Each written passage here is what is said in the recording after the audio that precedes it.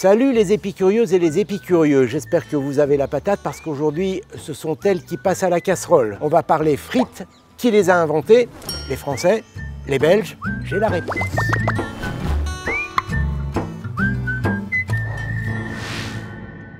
Bienvenue dans Sur la planche. Si ce format vous plaît, n'hésitez pas à liker cette vidéo ou à vous abonner si ce n'est pas déjà fait. Comme ça, je pourrai continuer à vous faire saliver. Les frites. Chaque année, nous en mangeons plus de 11 millions de tonnes, soit près de 350 kg par seconde. 350, 700, 1050, 1400... Bon, on s'arrête là. Et il existe même un pays où elles ont été élevées au rang de trésor national.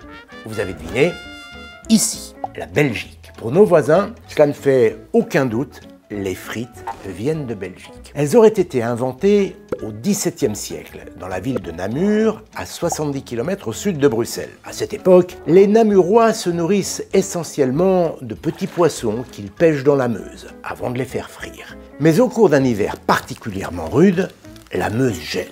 Impossible de pêcher. Les Namurois ont alors l'idée de remplacer les poissons par des pommes de terre qu'ils taillent en bâtonnets afin qu'ils ressemblent aux petits poissons, des bâtonnets qu'ils font ensuite frire. Voilà comment seraient nées les frites en Belgique. Je les aime bien moi les Belges, mais ils savent comment les Américains appellent les frites? Les French fries, les frites françaises. Cela dit, tout le monde n'est pas d'accord sur l'origine de cette expression. On raconte qu'elle serait due à une erreur des soldats américains pendant la Première Guerre mondiale. Alors qu'ils sont stationnés en Belgique, ils découvrent les frites. Mais les Belges qui les leur servent sont francophones, des Wallons, que les Américains prennent pour des Français. Bah oui, Belges, Français, les Américains ne font pas bien la différence. Voici pourquoi ils ont attribué à ce plat, qu'ils adorent, le nom de French fries. Sauf que cette histoire ne serait qu'une légende. En fait, l'expression serait bien plus ancienne. On la retrouve d'ailleurs dans des livres de recettes américains datés des années 1850. Et ce n'est pas tout. Le terme French ne voudrait même pas dire français.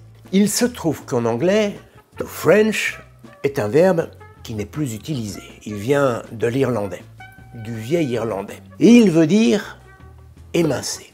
French fries signifierait donc tout simplement que les pommes de terre ont été coupées en longs morceaux. C'est ni plus ni moins la définition du mot frites. C'est ça, les frites sont irlandaises maintenant. Il nous prend pour des Américains.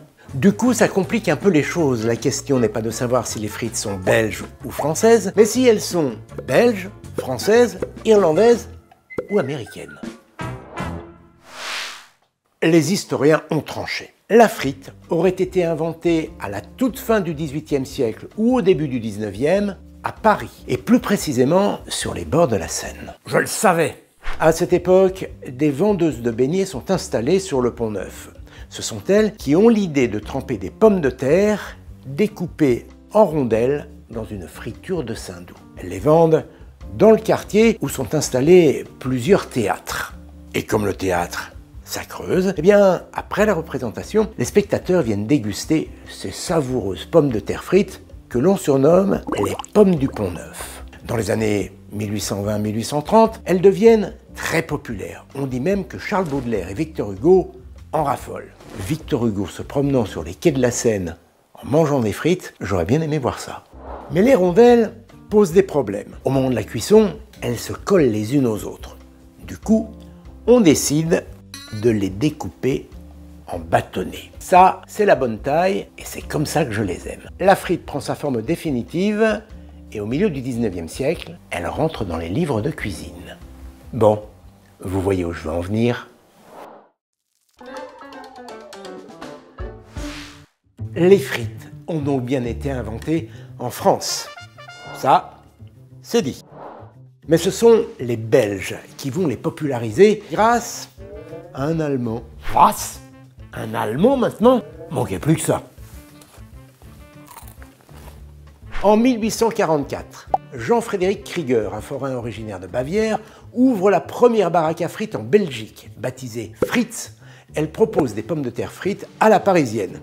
Quelle audace! Rassurez-vous, le forain a appris le métier dans une rôtisserie de Montmartre.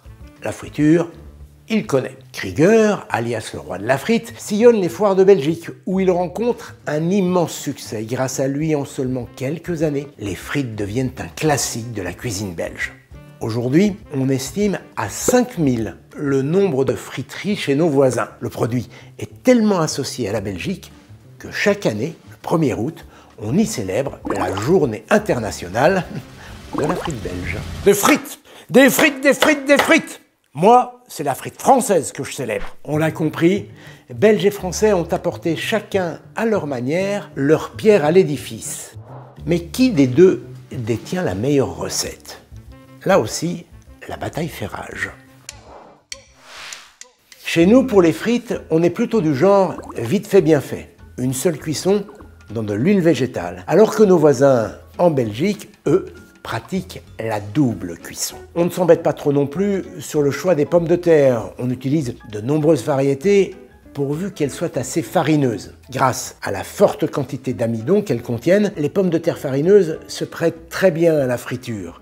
Elles présentent aussi l'avantage de ne pas trop absorber l'huile durant la cuisson.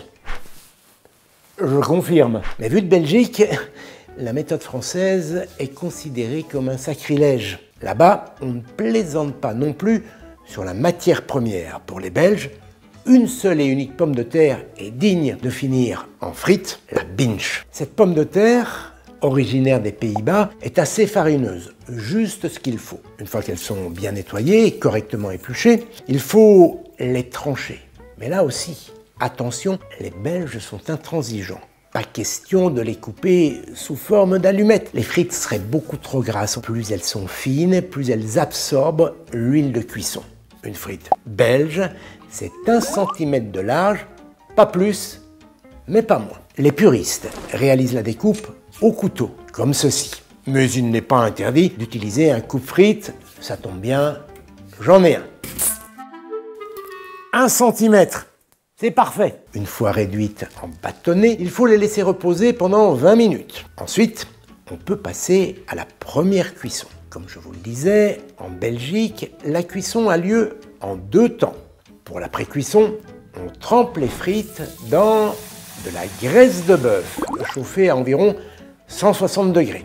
Ça leur donne du goût. Au bout de 5 à 6 minutes de cuisson, on les retire et on les laisse reposer. Pas plus d'une vingtaine de minutes. Ensuite, on passe à la seconde cuisson. Eh ben, faut pas être trop pressé pour manger des frites en Belgique. Cette fois, dans de l'huile végétale à 180 degrés. Et comme par miracle, au bout d'une petite minute 30, nos frites sont déjà bien dorées. Il ne reste plus qu'à les sortir, les égoutter et saler. La première cuisson permet en fait de cuire la chair de la pomme de terre.